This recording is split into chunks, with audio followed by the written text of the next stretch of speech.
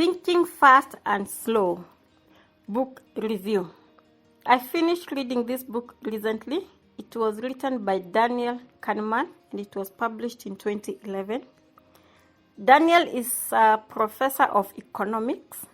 He's widely recognized in the world of economics, but he has also written very many books on psychology. He's written books on decision making. He's written books on judgment.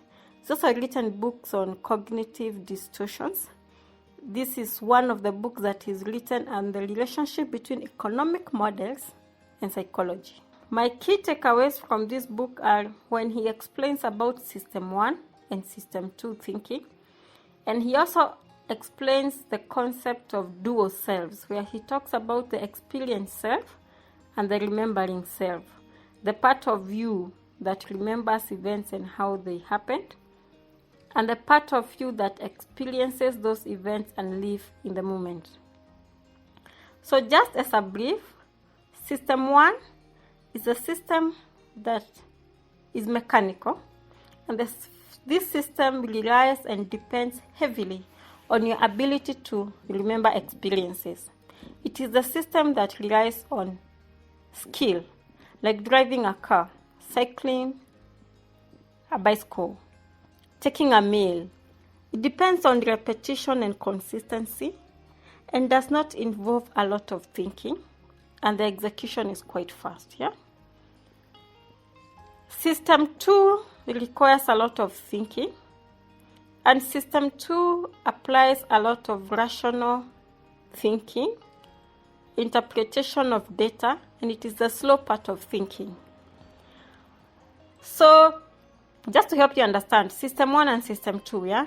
If you are walking along a familiar path that you know, or like you're driving along a route that you know, you are likely you're not likely to involve a lot of your cognitive abilities, yeah?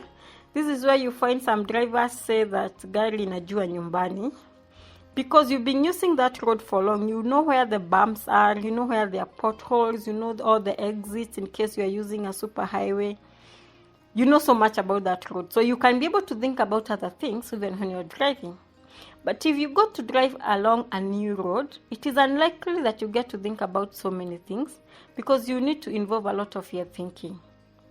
If you're walking along a familiar path, and this is maybe a leisure walk, you are likely to be able to walk and also think about other things because you're involving your System 1 mind, which depends on repetition.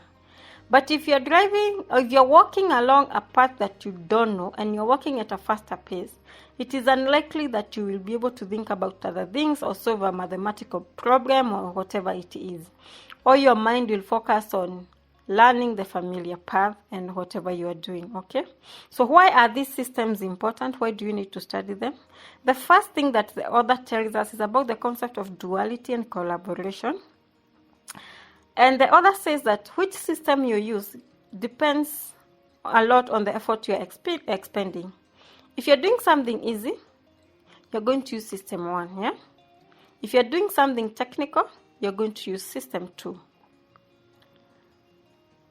If you want to persuade people, like in business, appeal to their System 1. First, make things simple. Make it memorable. If you have to do an advert, let it be a bold font in your reports, okay? If you have to write a report, don't do a 20 pages report. Make it as simple as easy. Appeal to System 1. Because System 1 likes consistency and most people prefer to use System 1 for thinking. The other way to apply these systems is making meaning and making mistakes.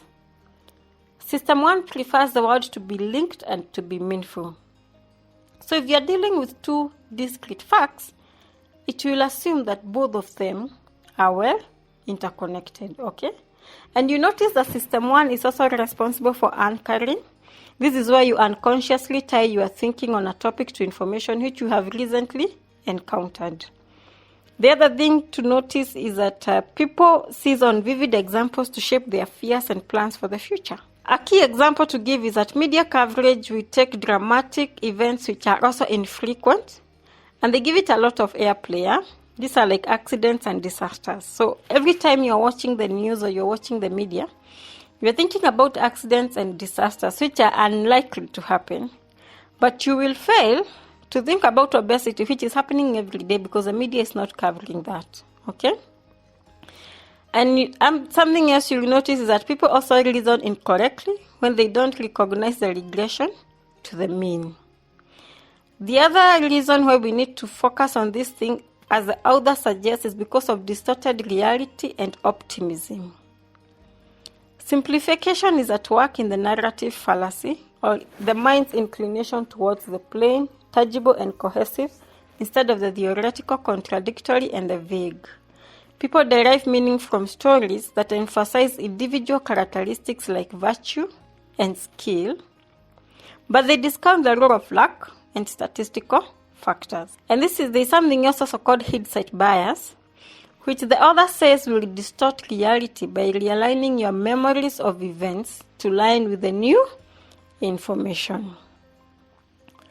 System 1 influences how candidly people assess their own intuition and validity, and he suggests that most of the times we overestimate our abilities based on our repetition of events and our repetition of actions. So, the other thing that the author suggests now, away from System 1 and System 2, is about our two selves. We have the experiencing self that goes through a situation and feels it, yeah? And then there's a part of you that remembers that experience. The meaning that you attach to your experience is what affects your moods, yeah? Like a wedding could be a good thing to someone, and because they attach a good meaning to that wedding, they experience good vibes every time they remember about the wedding. But there's someone else who can associate a wedding with bad feelings of bad events, especially maybe the spouse left them, yeah? So it is one thing, but the human beings are giving it different experience or meaning. And this is something that you use even when helping people handle grief. People associate grief with different meanings. If someone looks at the loss of a loved one with a bad experience that now they have been abandoned, they are likely to prolong their grief. But if someone feels or gives a different meaning to grief and they say like, this person is in a better place, or that death had to happen for that pain to go, you notice that those people have a better management style of their grief. So it is experiencing self and the remembering self. And the meaning that you attach to anything that happens in your life have a great impact on how you make decisions. Your remembering self is an evaluation of your life story, and that will influence if you feel like your life has been good or if your life has not been so good. And so when you're making decisions and when you're analyzing situations, you need to be very sure that the experiencing self attaches the accurate or the factual meaning to events and occurrences in your life, so that the remembering self will guide you in making decisions. So like if you're involved in a road accident, this is the experiencing self. If you give a meaning that is not factual, like I'm a careless driver, the remembering self will always associate you with carelessness, and you will know yourself to be a careless person. And that will affect how you make decisions about your life. But if you give it a different meaning, that was a mistake, that was a human error, and it will not happen again, the remembering self will always remind you that you made an error that needs to be corrected. And when you interpret that as a human error, in future the remembering self will not injure your self-image. Let's say that you get a divorce, yeah? That is the experiencing self. The divorce by itself has got no meaning.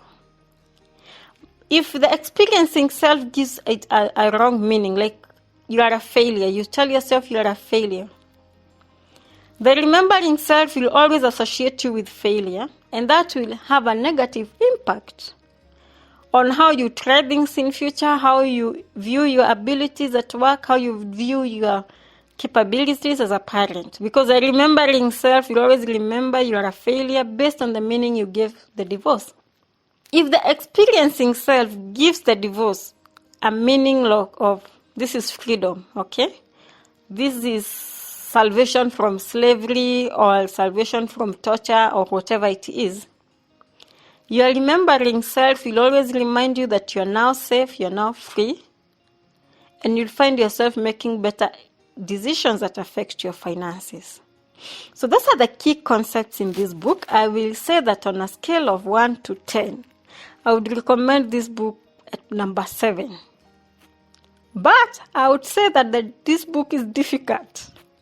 I actually struggled reading and understanding the concepts in this book. It has a difficulty, let me say, of 8 on a scale of 1 to 10. It doesn't need an amateur reader. It needs someone who first is exposed to the world of business, the world of economic models, because they are so mentioned frequently in this book, and is also exposed to some psychology. Other books that I would recommend will be a book called Cognitive Distortions by Dr. Snipe. The other book is closely related to this one because they discuss cognitive distortions, how our mind affects how we make decisions, and what influences or guides our mind in interpreting events. Let me know what you think about the book summary. If you like the book summary, let me know about it. If you like the book itself, go to the stores and get yourself a copy. And that is it for me for today. Bye.